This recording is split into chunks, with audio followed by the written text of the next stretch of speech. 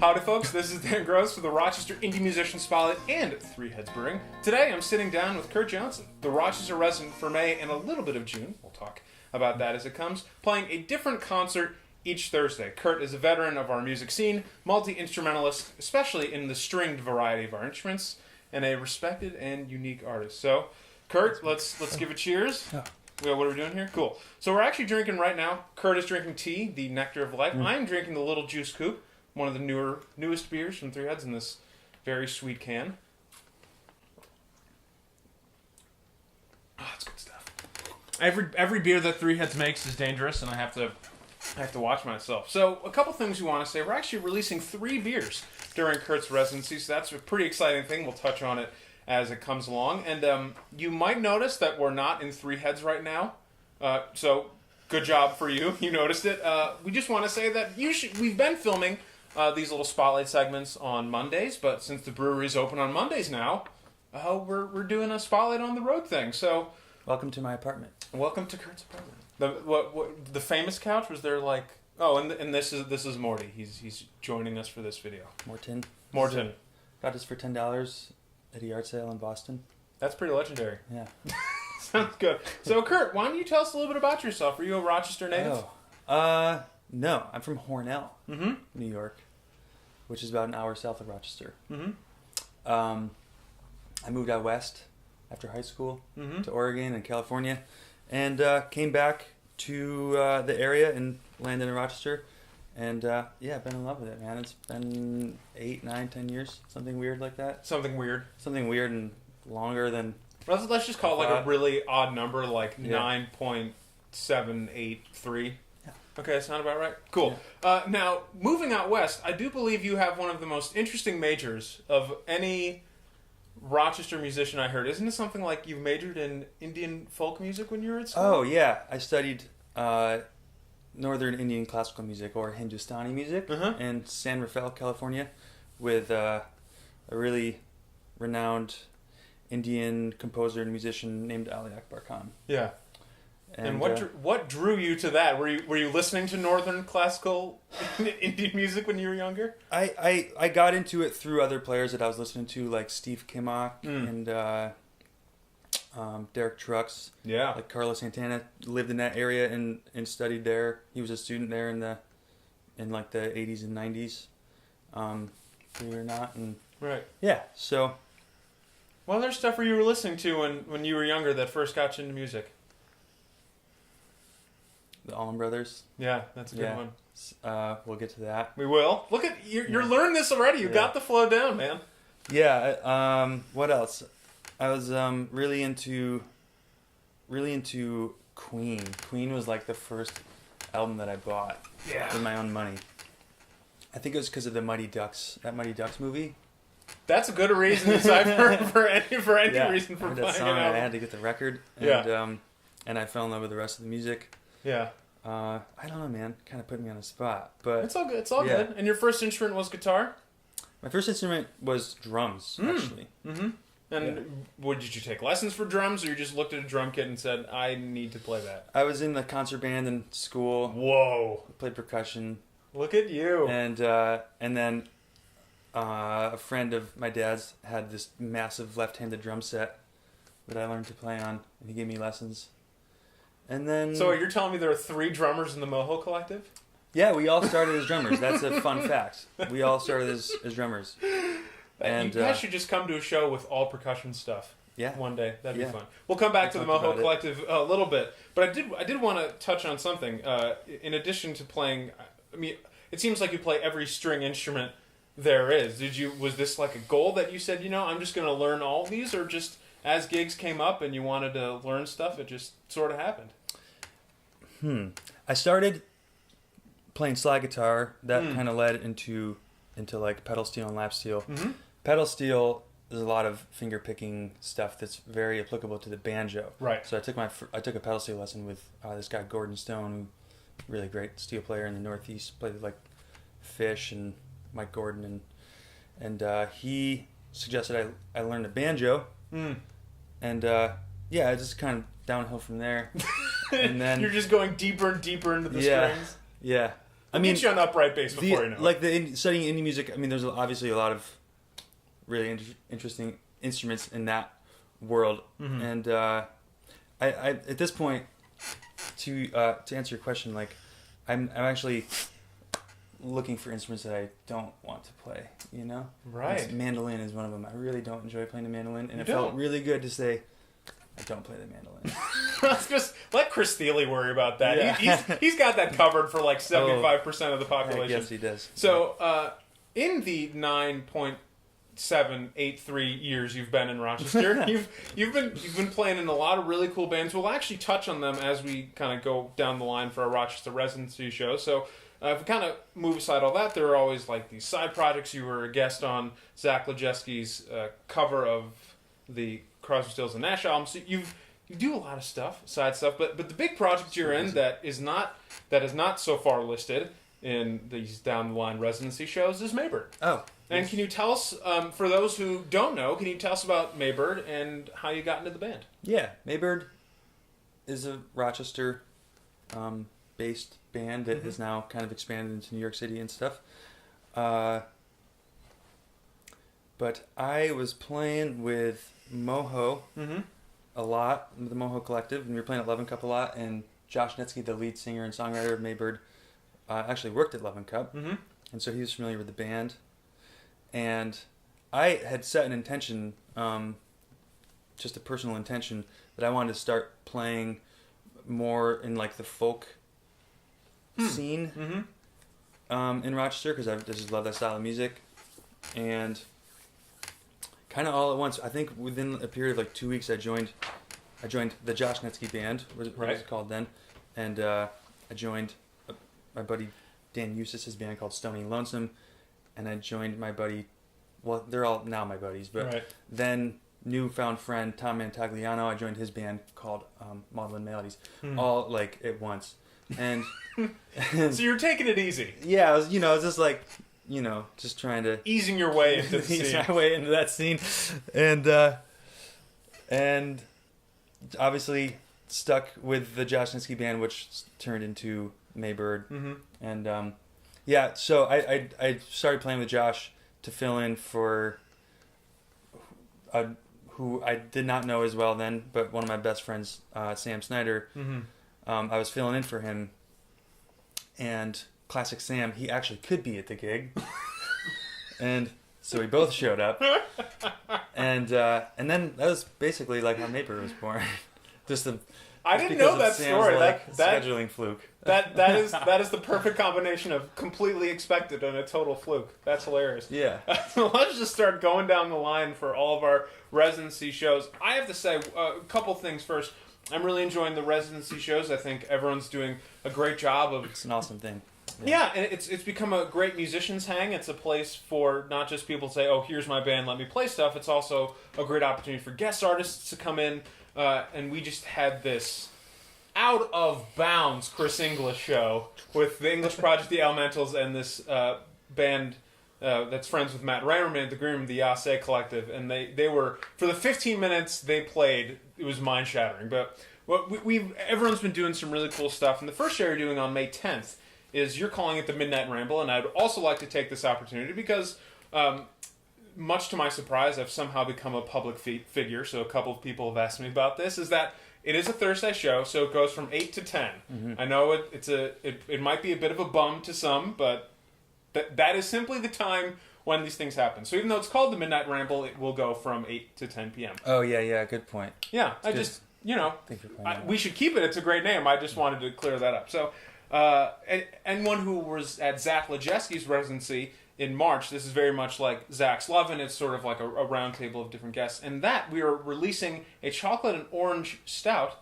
paired with Kurt and Abby's granola. So, two things. Let's first talk about the musicians, and then we'll talk about the granola. Sure.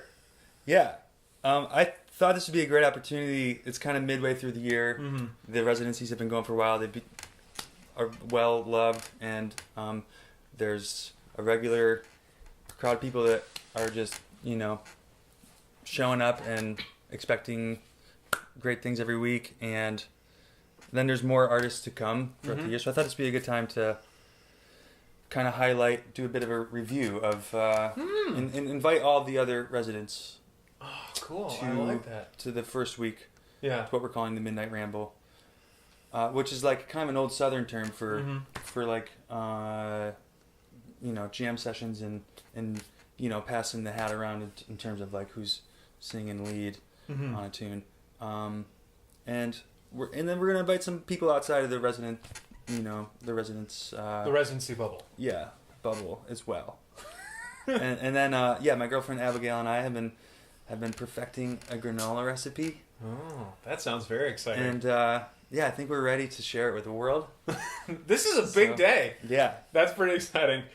So that's why the other artists are going to be there, because I'm going to be really focusing on the granola thing for like the whole week before that.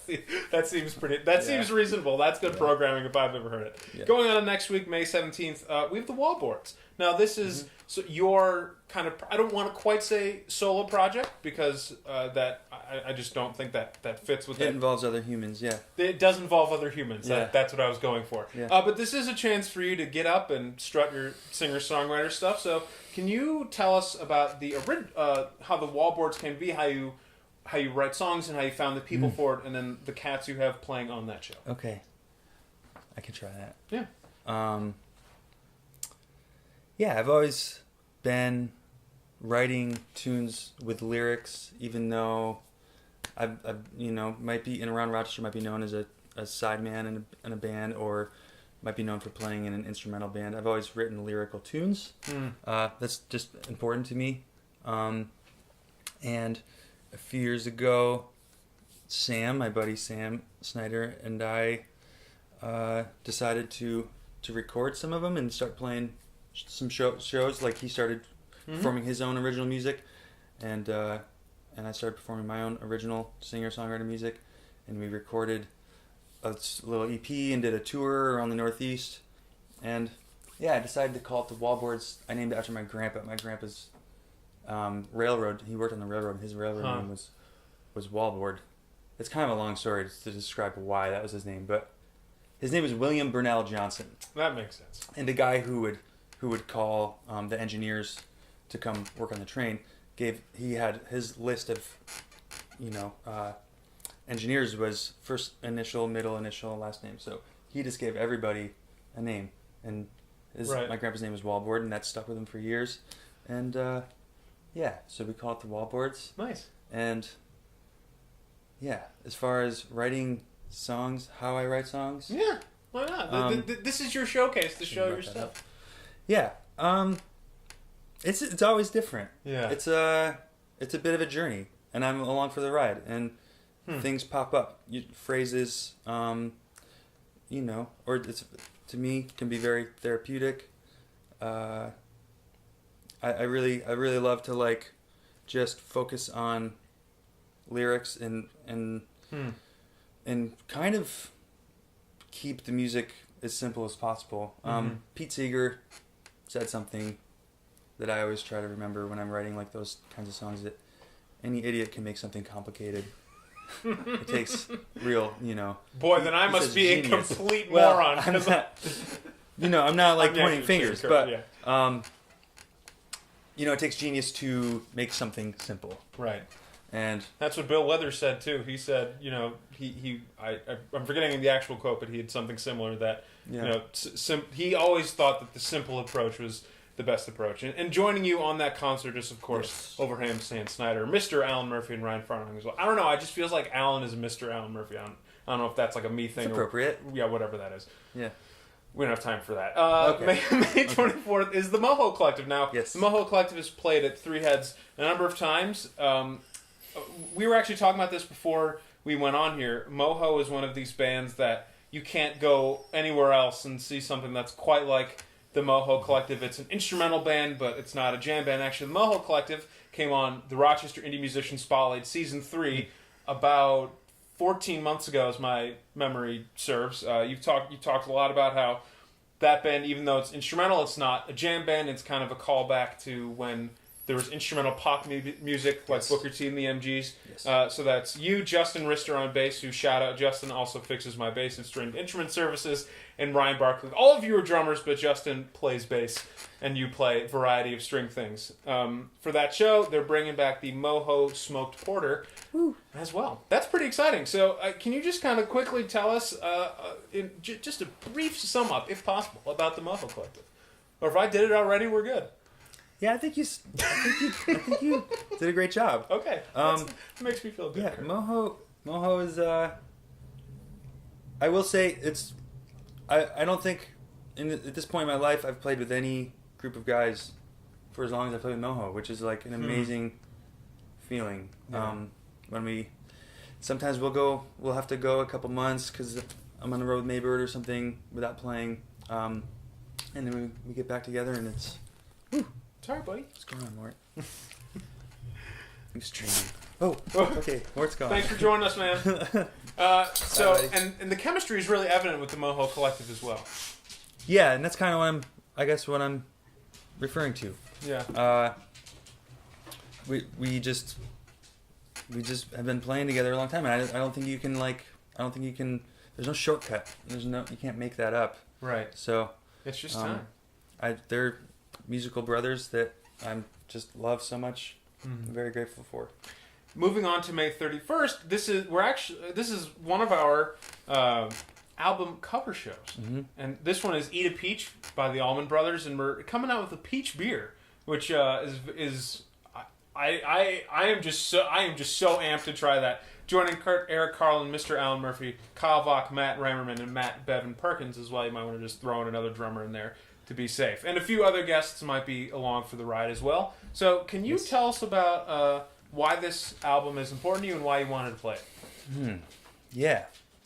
I grew up listening to this record on repeat, falling asleep to it every night, play it before I went to school. Yeah.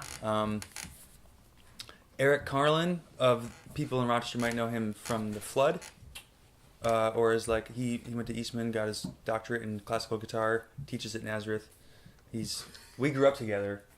Like my very first band was with Eric, and we've just been in love with it. This Allman Brothers is like that's our gospel in terms of musical approaches. I would say the Moho approach is very much like the Allman Brothers. As funny as that sounds, I mean, to people who know like Ramblin' Man and Midnight Rider, that might sound weird, but if you go back to like early Allman Brothers with Dwayne Allman and Barry Oakley, that approach has been very influential on myself and Eric, and yeah, it's a great opportunity to get a group of guys together and just have some fun and do the tunes. Yeah, dig it.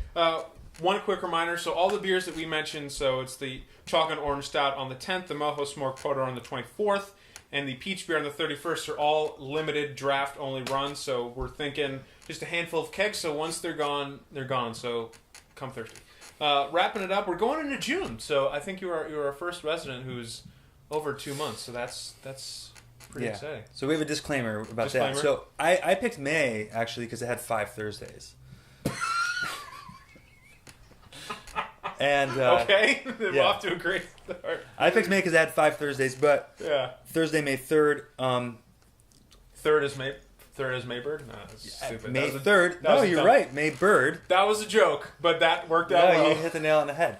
Maybird had to take a great opportunity in New York. We're playing a show at Rough Trade Records in New York on May 3rd. So my 5th Thursday, which is really the first Thursday, May 3rd, got pushed to Friday, June 8th. Dig it. I like that. You know how like May the 4th is Star Wars Day? I think May 3rd should be Maybird Day. Yeah. That's good. We've toyed. You should write with lovely Mayor Loveland Warren a note and just see how that goes. Yeah. Why not? Yeah, can't hurt. So June 8th, now we're into June, simply the Grateful Dead. Joining Kurt is Kian, Shane McCarthy, Greg Maslin, and Alex Cote. Another great group of other Rochester peeps. Can you tell us about this show? Yeah.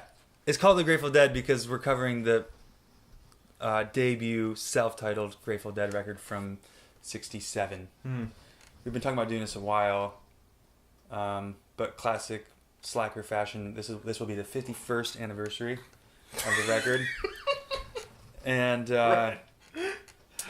yeah, it's so. Just to clear that, we're not calling ourselves Grateful Dead, but it is we're covering the Grateful Dead record titled, Grateful Dead, and it'll be all those guys you named, which members of like August West and Michaela Davis's band and Danger Bird, and Greg Maslin is a dear friend of ours who's a local singer-songwriter, and yeah, that's going to be a whole lot of fun. They're all going to be fun. Yeah, they're all going to be a lot of fun. Well, Kurt, thank you so much for your time, man. Really appreciate it. You can catch Kurt almost every Thursday of May, the last 4 Thursdays of May, and the first Thursday of June. First Friday? That's Friday? Friday, June 8th. I was wondering why that math was a little weird. Yeah. First Friday? Well, that's a thing. No, that's not the first Friday. It wouldn't be the first Friday. It would be the second Friday, It's the second, whatever. June 8th. It's June 8th. I know that. Whatever it is, I'll figure it out on the calendar. I'm Dan Gross. Thank you so much for watching this installment of the Spotlight Spinoff featuring the Rochester resident Three Heads Brewing, Kurt Johnson. And thank you so much for watching. You can catch him on all those dates. And don't forget to stay up to date on all of the promo videos and recap Thursdays right here. Thanks for your time, and we'll see you out there.